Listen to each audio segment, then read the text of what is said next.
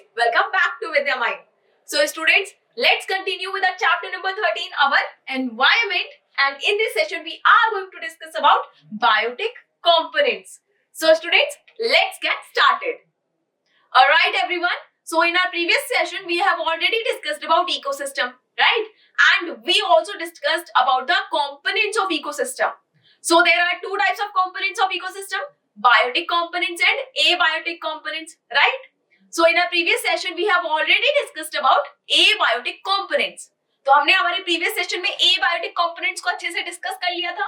तो क्या होते हैं abiotic components, बताइए मुझे, recall करिए, हमने अच्छे से पढ़ा है ना. So abiotic components are the non-living components of an ecosystem. So ecosystem के जो non-living parts होते हैं, right? वही क्या होते हैं?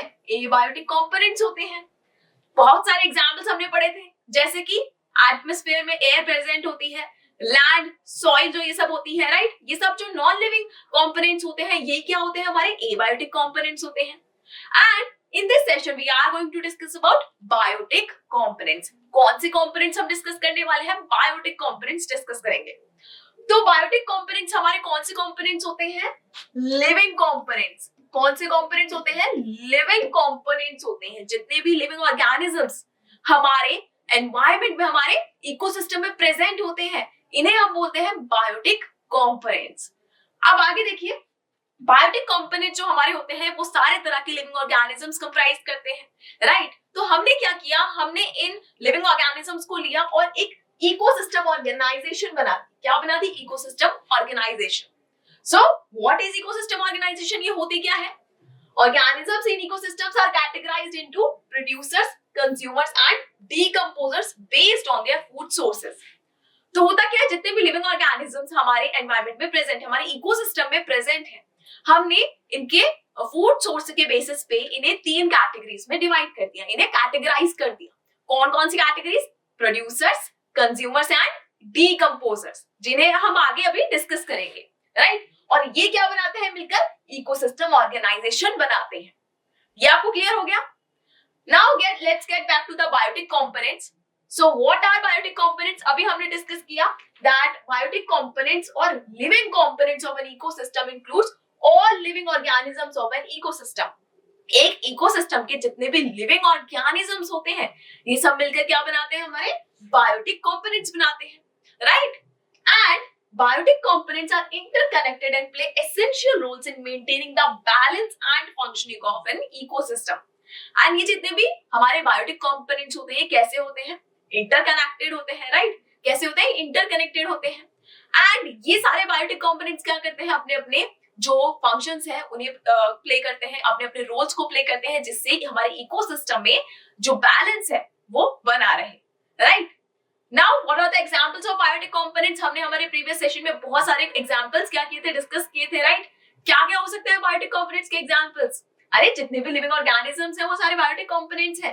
तो living organisms like microorganisms, plants, human beings, तरह तरह के animals, birds, insects, these all are the examples of biotic components, right? तो ये आपको clear हो गया हमारे biotic components क्या होते हैं? अब देखिए, जैसा कि मैंने आपको बताया था कि ये जो हमारे बायोटिक कंपोनेंट्स हैं, हमने क्या किया है, इन सारे लिविंग ऑर्गेनिजम्स को कैटेगराइज कर दिया है. कितने कैटेगरीज में? 3 टाइप्स ऑफ कैटेगरीज में, right? So it consist of 3 types of organisms. कौन कौन से? The first one are producers, the second one are consumers and the third one are decomposers. कौन कौन सी कैटेगरीज होती है हमारी? Producers, consumers and decomposers. तो यहाँ पे हुआ क्या, मैं आपको बता देती हूँ, एक बार फिर से आप लोगों के लिए रिपीट कर देती हूँ.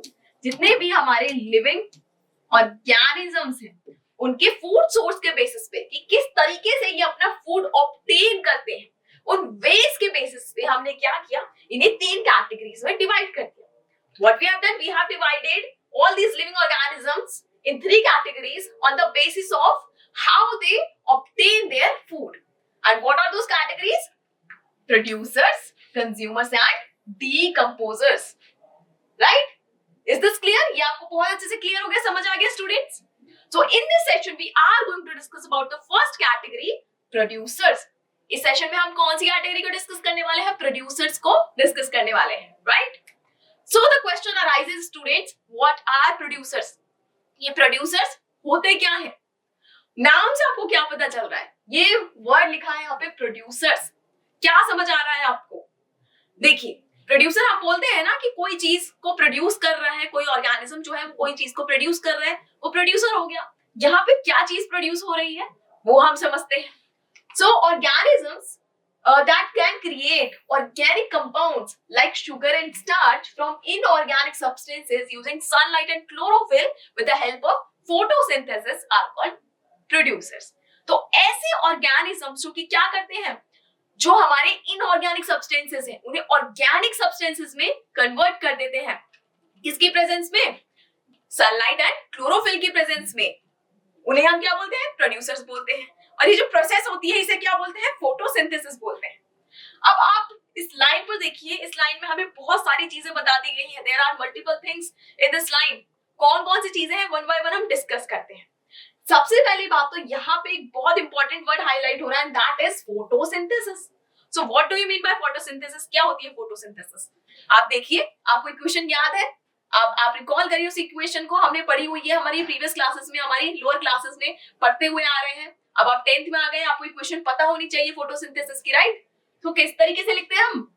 इस तरीके से 6CO2 plus 6H2O in the presence of sunlight and chlorophyll क्या बनता है बताइए?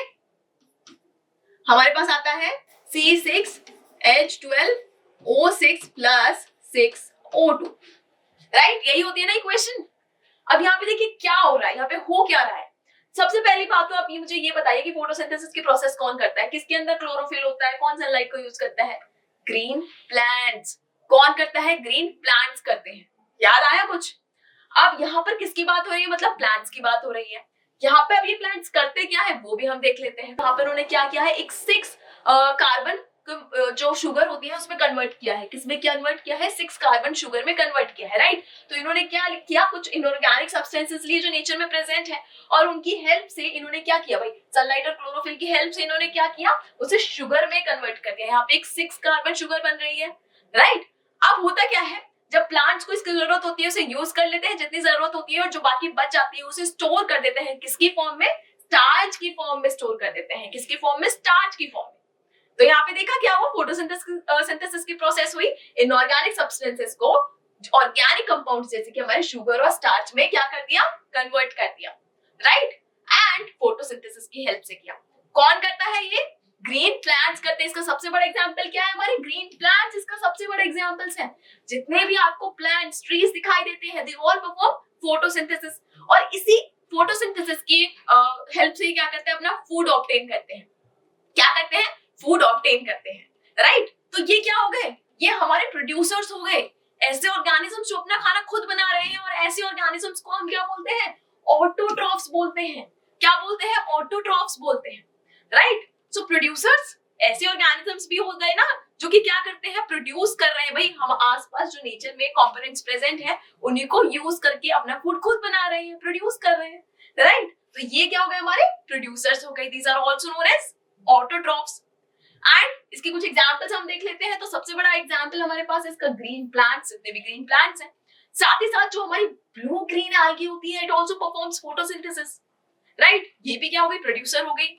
And there are so many type of bacteria जो कि क्या करते हैं, फोटोसिंथेसिस की प्रोसेस करने के लिए कैपेबल होते हैं, राइट? तो वो भी क्या हो गए, हमारे प्रोड्यूसर्स हो गए। Is this clear to you? Now अब हम एक और कैटेगरी पढ़ लेते हैं, प्लैंक्टन। यहाँ पे मैं आपको एडिशनल एक और चीज पढ़ा देती हूँ, plankton. So the question is what are plankton? ये प्लैंक्टन होते क्या है?